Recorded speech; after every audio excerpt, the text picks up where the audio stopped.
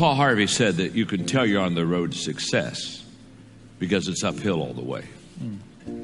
And I'm here to tell you, this something for nothing entitlement mindset that invades so many people's lives is a bunch of garbage. I can promise you, nothing that I've ever had worthwhile did I have just kind of fall into my lap like, oh my goodness, I won the lottery. And I know once in a while people win the lottery, but basically the people that win the lottery, half of them lose their money within 3 years, the money they won. And it's because they got money, but they never changed the way they thought. And can I tell you something? If you have all the assets in the world, but you don't change the way you think, you'll lose all the assets in the world.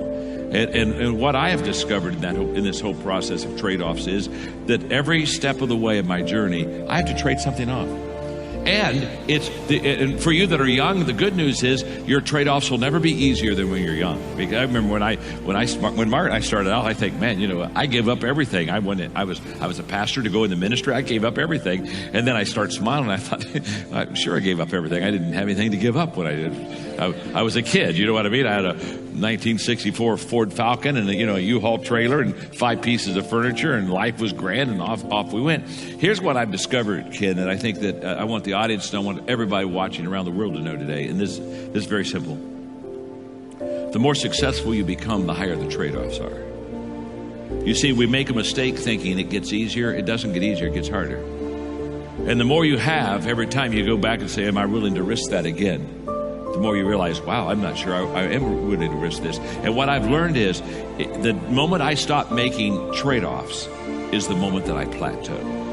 And life is continually filled with trade-offs. In your life and in my life, my expression I use all the time, Ken, you've heard me say this, you have to give up to go up. You got to ask yourself, is it going to give me the return? So in the area of strengths, you got to pour yourself into the things that you're already good at, because that'll really set you apart from average. Yeah.